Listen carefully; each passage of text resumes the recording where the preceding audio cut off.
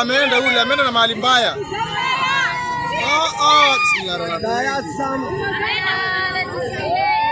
Ameenda kwengine. Ameenda. Wewe mama Zena.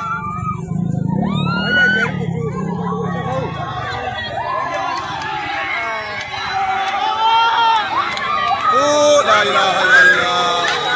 La ilaha illallah. Ongoing search and rescue operations are underway following the tragic capsizing of a private boat ferrying more than 40 passengers.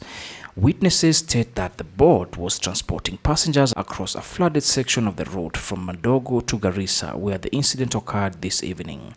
The scene depicted several individuals on top of the overturned boat, while others were observed swimming into the turbulent waters. The Kenya Red Cross has confirmed the involvement of their teams from the Garissa and Tana River County in responding to this situation. In another video, the ill-fated boat was seen ferrying people across the swollen Tana River, being swept away by the raging waters before eventually capsizing. The boat was overloaded, and a second one was spotted navigating the tumultuous river. Onlookers waiting by the roadside to be ferried could only watch helplessly as the boat overturned, as some passengers attempted to swim into the flooded waters but were overwhelmed.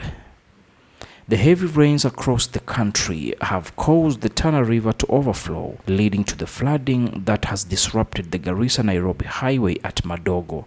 Consequently, there has been a surge in the boat business, which has tragically turned fatal in this instance.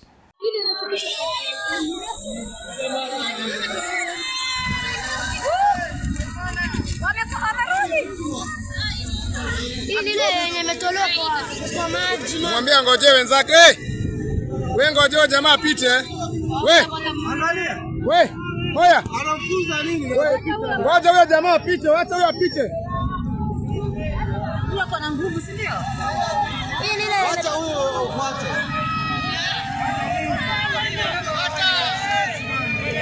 Fuata hiyo. Fuata hii.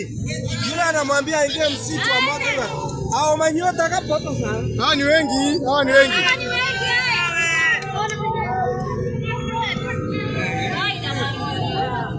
Ana mansuru ile nini inamwagika. Hiyo ni kubwa ile mbele.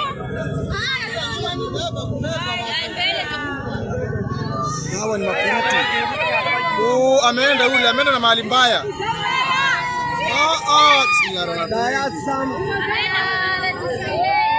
Ameenda kwengine. Ameenda. Wewe mama Zena.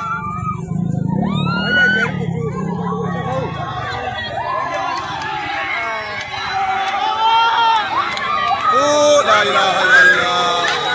La ilaha illallah. La ilaha illallah. La ilaha illallah. La ilaha illallah. Wameload hiyo kitu. La ilaha illallah.